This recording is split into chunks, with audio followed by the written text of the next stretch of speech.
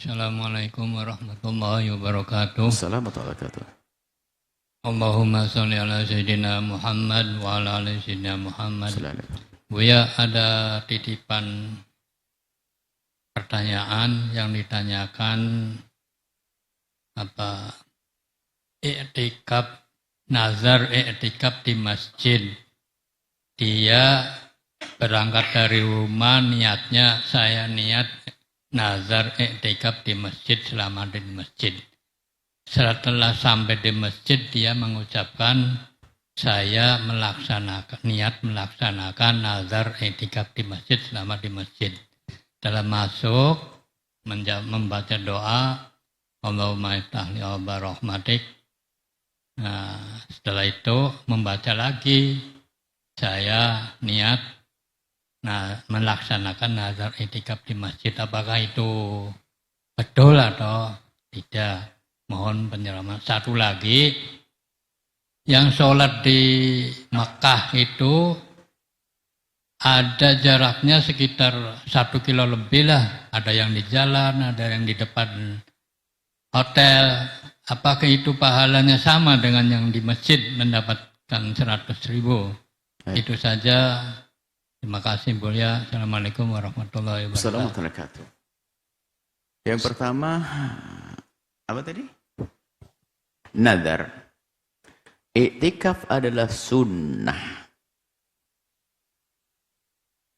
Dan ulama berbeda-beda pendapat tentang cara i'tikaf.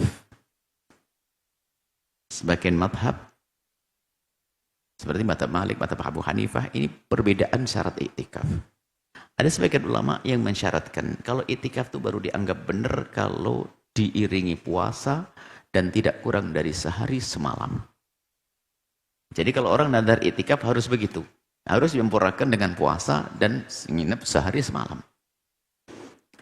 Tapi dalam mazhab kita Imam Syafi'i tidak. Ada kemudahan. I'tikaf adalah diam sejenak di masjid sudah mendapatkan pahala i'tikaf.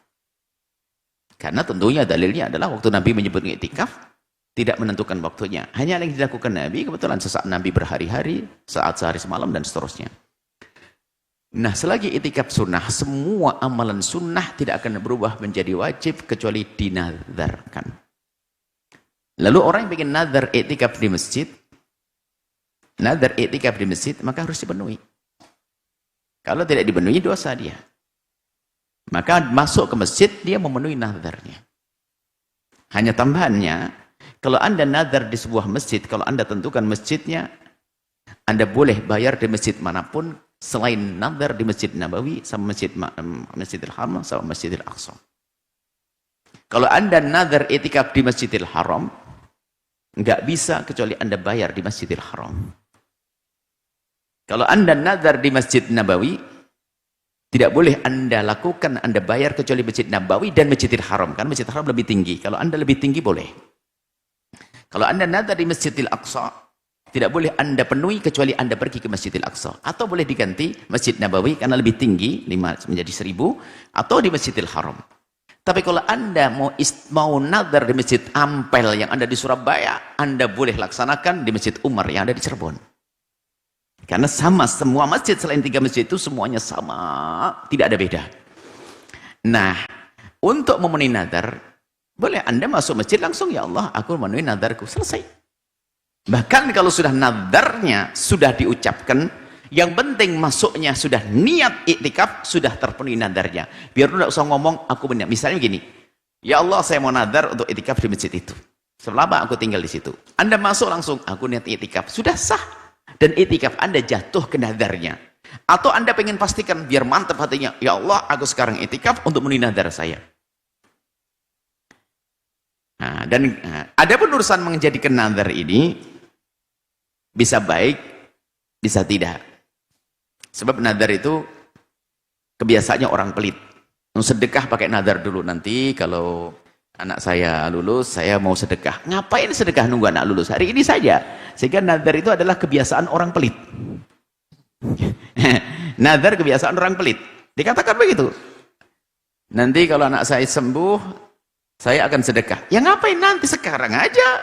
Biar mendapatkan juga pesan Nabi, Da'u mardakum bisadaqati. Kalau pengen ngobati anak pakai sedekah. Sedekah dulu baru nanti disembuhkan oleh Allah. Jangan nunggu sembuh baru nadar. Orang pelit memang suka nadar.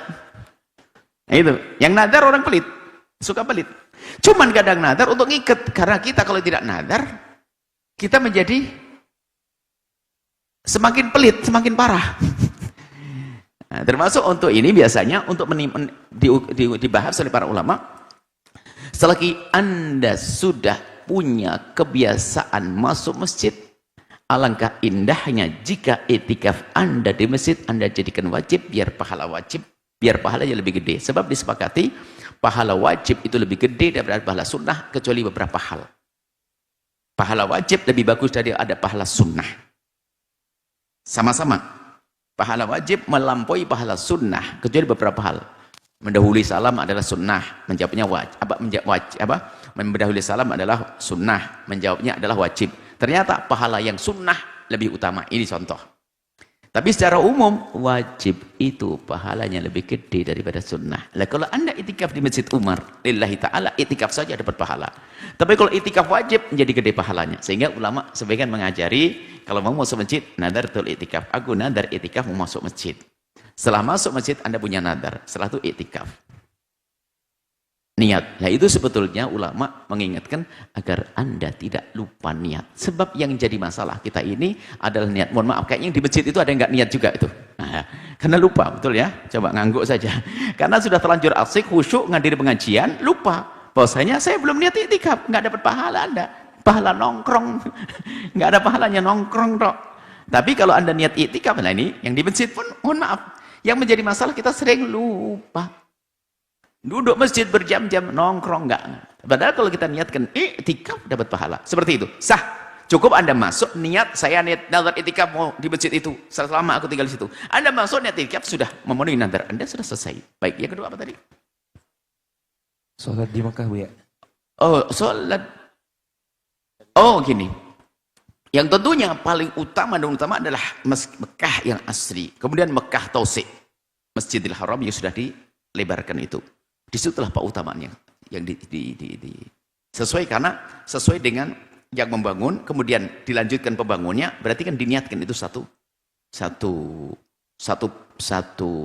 wilayah yang sudah disebut sebagai masjid di Masjidil Haram. Sholat di masjidi ada di masjidku. Kemudian bagaimana yang sholatnya di jalan-jalan sampai 1 kilo? Dia Allah kan maha kasih. Kalau memang dia itu sebetulnya biasanya rajin, cuman pas hari ini tuh karena sakit perut telat, lalu dia dapat ujung dapat. Yang jadi masalah selalu dia keluar, tolong jangan lakukan ini. Keluar dari masjid, dari hotel itu kalau sudah azan, nggak dapatnya di pinggir, di tritis nanti.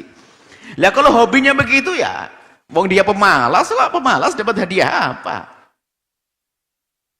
Tapi kalau Anda orang rajin, Anda orang yang Masya Allah, semangat, lalu Anda biasa langsung di masjid, di dalam dan sebagainya. Kok ternyata waktu itu karena mungkin ada nolong yang sakit, suami lagi agak demam, diambilkan obat sampai telas. Jangan ditinggal suami langsung, ini mau dapat Masjidil Haram. Ya enggak perlulah, melayani suami juga pahala. Melayani istri pahala, ibu. Nah, di saat Anda seperti itu, kemudian turun normal, nggak usah pakai lari, dapatnya di teras hotel, Anda tetap mendapatkan pahala yang sama. Kenapa? Allah tahu yang ada di hati Anda. Kan disebutkan, orang yang punya kebiasaan baik, kemudian kok sakit atau karena udur, pahalanya tetap dikasih. Tapi kalau Anda yang ada pelonggar, nggak ada kegiatan, tetap saja ditritis, ya Anda dapat pahala tritis. Nah, orang dia pemalas. Harus dikasih motivasi begitu dong. Nah, seperti itu. Jadi Anda, biarpun nanti pahala jamaahnya, iya karena orang banyak dan seterusnya. Kurang lebih seperti itu. Biarpun di sana nanti ada ulama yang menghibur, betul-betul orang yang memang betul begitu, susah, jalannya nggak ngejar dan sebagainya. Biarpun datang dari awal, tetap saja dia nggak mendapatkannya, tapi dia sudah berusaha. Allah tahu apa yang ada di hatinya, dan dia akan mendapatkan keutamaannya. Insya Allah bisa haji dan umroh. Amin. Tapi jangan jadi jamaah tritis di pinggir hotel. Nah, Anda berusaha untuk jadi yang masuk. Kalau ternyata karena satu keadaan, mohon maaf, kadang tiba-tiba kita diarahkan jalur berbeda. Waduh, muter. Apalagi hari Jumat, 2 jam sebelum Jumatan kalau Anda baru datang, ya Anda diteritis. Orang dari penjuru pada datang, subhanallah, umat Nabi Muhammad dahsyat. Tidak ada seluruh dunia ini cara ibadah yang kayak begitu. Pukul satu tempat dari penjuru, Allah, luar biasa. Umat Islam. Kalau seandainya keberadaan kita bersatu seperti itu, yang sesungguhnya, oh dahsyat. Siapa yang berani mengganggu Islam? Tapi sekarang kita diadu domba oleh musuh-musuh Islam sama saudara, jadi rebutan waris. Apalagi yang di urusan masjid berantem.